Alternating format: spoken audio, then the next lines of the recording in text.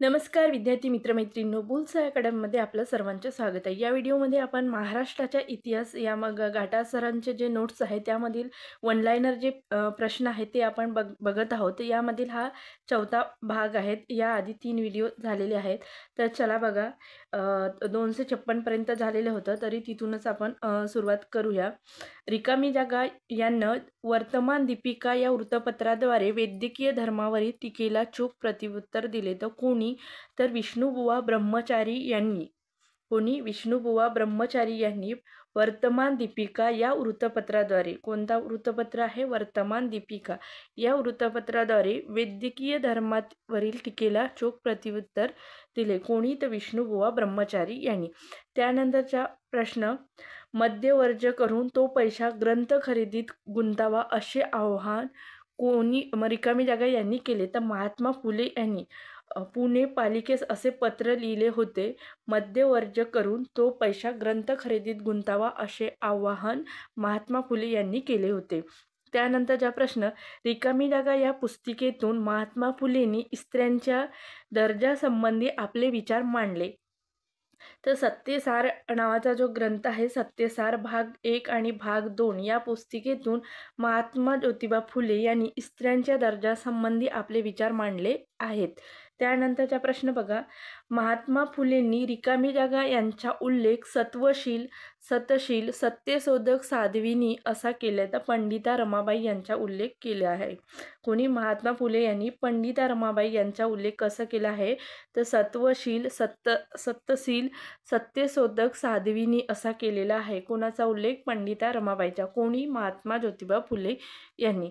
त्यानंतरचा प्रश्न, नारायण मेघाजी लोखंडे यांच्या प्रयत्नातून रविवारची सुट्टी गिरणी कामगारांना रिकामी जागा रोजीपासून मिळू लागली।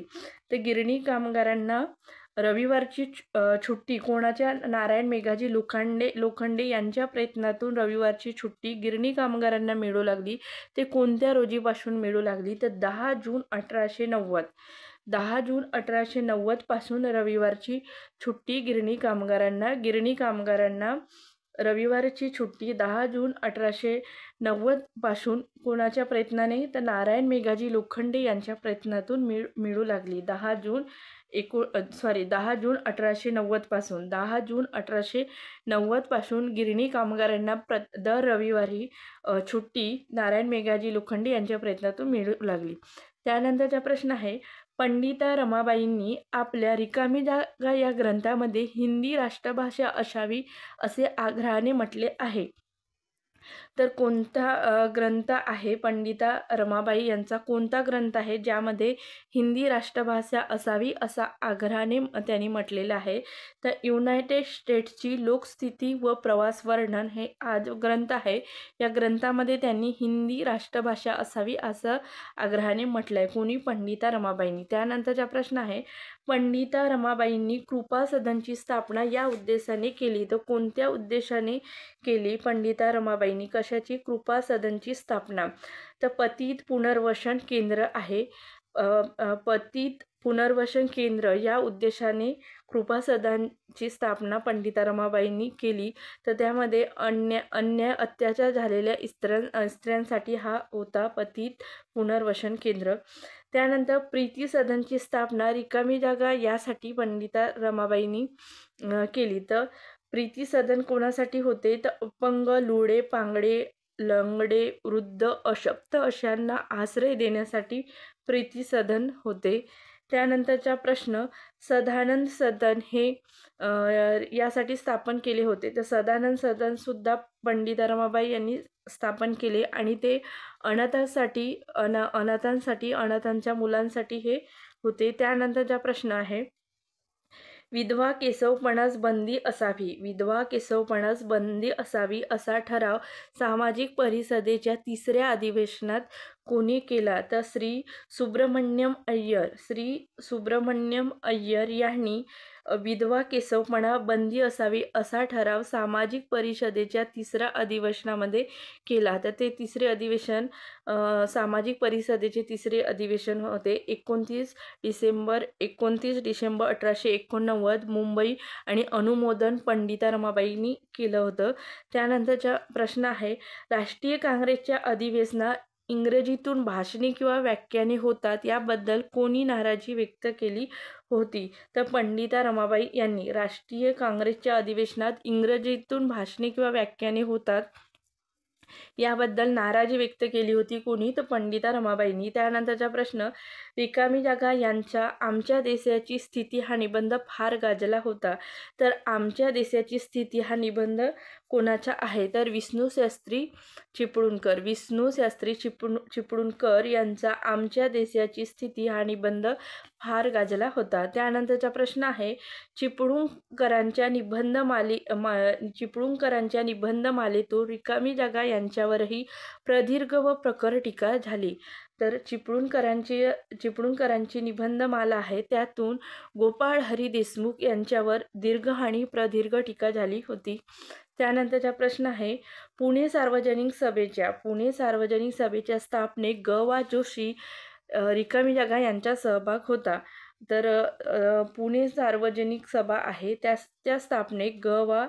जोशी यांच्या सोबत कोणाकोणाचा सहभाग होता? तर त्यामध्ये सदाशिवराव गोवंडे, शिवराम साठे, सीताराम चिपळूणकर यांचा सुद्धा समावेश होता. कशामध्ये? तर पुणे सार्वजनिक सभेच्या स्थापनेमध्ये. पुणे सार्वजनिक सभा 2 एप्रिल 1870 दिलेला आहे. त्यानंतरचा प्रश्न, रिकामी जागा यांच्या अध्यक्षतेखाली पुणा सार्वजनिक सभेची स्थापना झाली. तर पुणा सार्वजनिक सभेची स्थापना कोणाच्या अध्यक्षतेखाली झाली? तर राजे श्रीनिवास पंत प्रतिनिधी हे औंधचे राजे होते. राजे श्रीनिवासराव पंत प्रतिनिधी यांच्या अध्यक्षतेखाली पुणा सार्वजनिक सभेची स्थापना झाली. त्यानंतरचा प्रश्न बघूया, सेवा सदनची स्थापना या ठिकाणी करण्यात आली. तर सेवा सदनची स्थापना कुठं करण्यात आली होती? तर सेवा सदनची स्थापना मुंबईमध्ये 1908ला करण्यात आली आणि रमाबाई रानडे यांनी हे केली. 1909मध्ये ते पुण्यामध्ये शाखा स्वतःच्या घरी त्यांनी स्थापन केली. सेवा सदनची स्थापना मुंबईमध्ये झाली 1908ला. रमाबाई रानडे यांनी सेवा सदनची स्थापना केली. नंतर ते 1909ला पुण्यामध्ये त्यांनी स्वतःच्या घरीच त्याची शाखा स्थापन केली. त्यानंतरचा प्रश्न बघूया, 1912मध्ये नगर जिल्ह्यातील दुष्काळग्रस्तांना मदत करण्यासाठी सेवा सदनच्या वतीने रिकामी जागा या गेल्या होत्या. तर सेवा सदनच्या वतीने कोण गेल्या होत्या? कुठं? नगर म्हणजे अहमदनगर, आताच्या अहिल्यानगर. 1912मध्ये नगर जिल्ह्यात म्हणजे आताच्या अहिल्यानगरमध्ये दुष्काळग्रस्तांना मदत करण्यासाठी सेवा सदनच्या वतीने सौ काशीबाई कानिटकर या गेल्या होत्या. त्यानंतरचा प्रश्न, वुमेन्स इंडियन असोसिएशनच्या या रिकामी जागा या पुणे शाखेच्या अध्यक्ष होत्या. तर रमाबाई रानडे या वुमेन्स इंडियन असोसिएशनच्या रमाबाई रानडे या पुणे शाखेच्या अध्यक्षा होत्या. वुमेन्स इंडियन असोसिएशनच्या रमाबाई रानडे या पुणे शाखेच्या अध्यक्षा होत्या. त्यानंतरचा प्रश्न, रिकामी जागा यांनी जागृती या पत्रातून लेख लिहून मुलींनाही प्राथमिक शिक्षण सक्तीचे व मोफत असावे असा आग्रह धरला. तर जागृती या पत्रातून लेख लिहून, जागृती या पत्रातून म्हणजे जागृती हे वर्तमानपत्र, यातून लेख लिहून मुलींनाही प्राथमिक शिक्षण सक्तीचे आणि मोफत असावे असा आग्रह कोणी धरला? तर जनका शिंदे वीरा शिंदेच्या ह्या भगिनी म्हणजे बहीण होत्या. 1920मध्ये आहे त्यांनी जागृती या पत्रातून लेख लिहून मुलींनाही प्राथमिक शिक्षण सक्तीचे आणि मोफत असावे असा आग्रह धरला. त्या कोण आहे? जनका शिंदे. त्यानंतरचा प्रश्न, जीवन शिक्षण ही संकल्पना रिकामी जागा यांनी मांडली. तर जीवन शिक्षण ही संकल्पना कोणी मांडली तर राष्ट्रसंत तुकडोजी महाराज यांनी ग्रामगीता या ग्रंथातून मांडली. ग्रामगीता हा ग्रंथ कोणाचा आहे तर राष्ट्रसंत तुकडोजी महाराजांचा ग्रामगीता हा ग्रंथ आहे आणि त्यांनी जीवन शिक्षण ही संकल्पना मांडलेली आहे. त्यानंतरचा प्रश्न, सत्यशोधक समाजाचे ब्रीद वाक्य काय होते सत्यशोधक समाजाचे? तर सत्यशोधक समाजाचे ब्रीद वाक्य आहे, सर्व साक्षी जगतपती त्याला नकोच मध्यस्थी. हे सत्यशोधक समाजाचे ब्रीद वाक्य आहे. सत्यशोधक समाज हा कोणाचा आहे? महात्मा ज्योतिबा फुले यांनी स्थापन केलेला आहे. तो 1873चा आहे. यावर प्रश्न येतात त्यामुळे हा महत्त्वाचा आहे. त्यांचं ब्रीद काय होतं? सर्व साक्षी जगतपती त्याला नकोच मध्यस्थी. त्यानंतरचा प्रश्न, महात्मा गांधीजींचे पहिले मराठी चरित्र अवंतिकाबाई गोखलेंनी लिहिले तर त्याची प्रस्तावना रिकामी जागा यांनी केली. तर महात्मा गांधीजींचे पहिले मराठी चरित्र अवंतिकाबाई गोखलेंनी लिहिले आणि त्याची प्रस्तावना हे लोकमान्य टिळक यांनी केली होती. त्यानंतरचा प्रश्न आहे, महत्त्वाचा प्रश्न आहे, हा ध्यान लक्षात ठेवायचा. महात्मा गांधीजींचे पहिले मराठी चरित्र कोणी लिहिलं?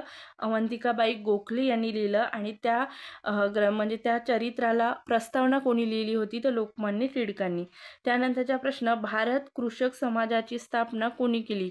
तर डॉक्टर पंजाबराव देशमुख यांनी भारत कृषक समाजाची स्थापना केली. भारत कृषक समाजाची स्थापना कोणी केली? डॉक्टर पंजाबराव देशमुख यांनी केली. महात्मा फुलेंनी पुणे येथे पहिला विधवा पुनर्विवाह रिकामी जागा रोजी घडवून आणला.